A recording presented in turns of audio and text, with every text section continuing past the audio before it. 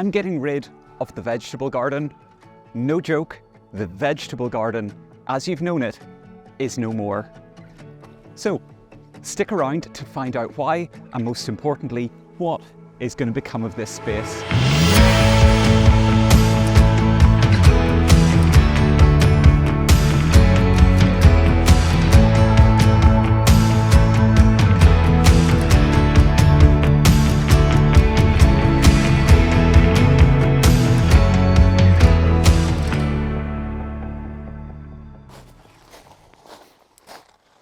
Hey everyone, how's it going? And welcome back.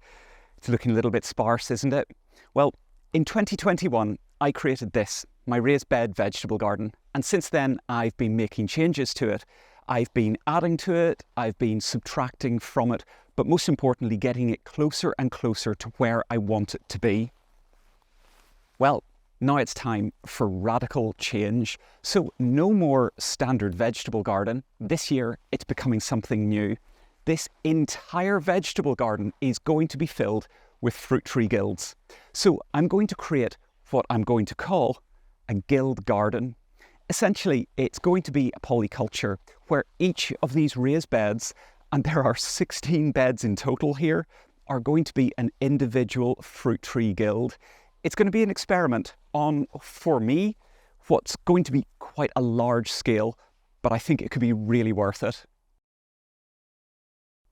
If you're new to fruit tree guilds, or you're not even sure what one is, I've got 3 brilliant videos that are linked up here that will explain all for you.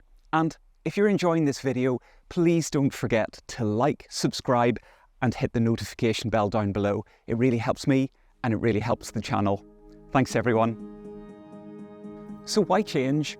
Well, when you start out gardening, or when you start out with a space that's new to you, you have an idea of what you think it should be. But inevitably, that changes as you work the space, as you learn, and actually just as you experience it. I'm becoming increasingly aware, for example, of how I really think I need to be using this garden to give back. We're fortunate that here in Ireland, even if we buy food from the supermarket, say, much of it is actually really locally sourced, so food miles are comparatively low. Also, in my personal circumstances, there's a limit to the amount of food that I need this garden to give me. So over the last year, I've begun to question whether I'm actually trying to produce quantity from here and whether that's the right thing to do. Where we live, we're surrounded by gorgeous countryside, but it's mainly agricultural land because the soils here are just so rich and fertile. So they're productive, but they're not actually particularly supportive of wildlife because there's very few meadows or large swathes of flowers. It's really just grass. So it got me thinking, what if the best contribution I could give to this area, and I suppose the planet as a whole, would be to support biodiversity and wildlife as a priority over the sheer quantity of food that I could make this veg garden produce? And that's what I'm going with. Fruit tree guilds like the one that I have here can do just that. They're beautiful, productive spaces, but they also really support biodiversity, pollinators, and wildlife. Don't worry though, it's still going to be productive gardening. I'm not turning my back on growing vegetables, not one bit. But what I want is to have a garden where rather than having rows and rows of one particular vegetable, what I want instead is that I can work my way through the garden, harvesting small amounts of lots of different interesting things, almost like a kind of pre-arranged like foraging mission. I just think that's going to be really good fun.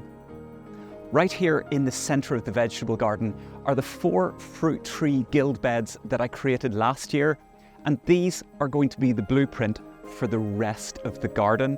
In each corner, there's a dwarf apple tree. Normally, I would aim to keep the vegetable garden going over the winter with a few overwintering crops and bits and pieces. But as you can see, this year I have pretty much stripped it bare.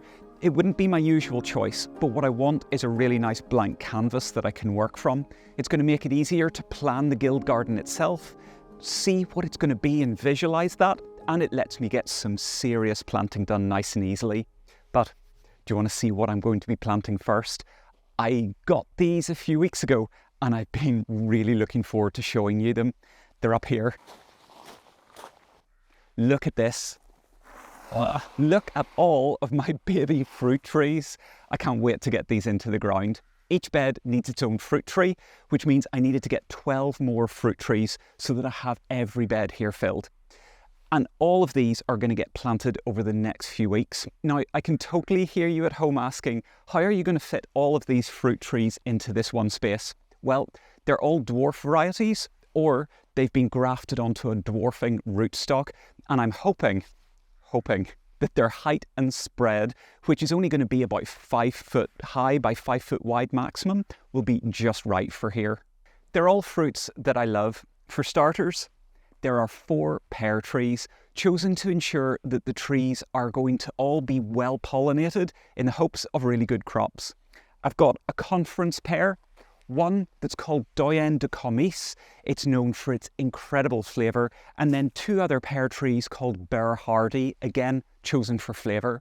They'll be going into the 4 raised beds immediately on either side of the 4 centre beds that already have apple trees.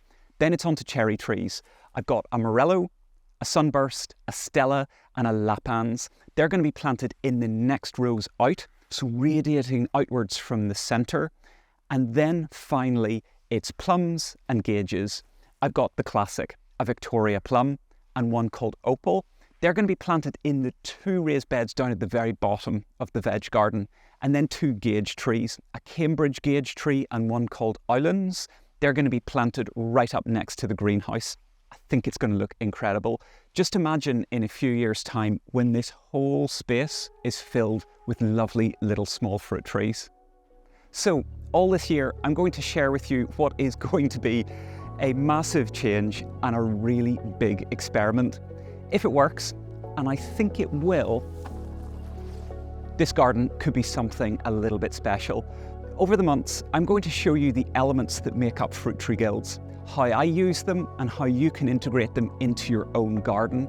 It'll be the perfect place to show you great things to grow, whether it's things to eat or things to benefit biodiversity.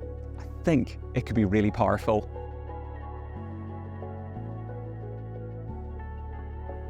I'm so looking forward to doing this, and I really do hope that you're as excited about it as I am.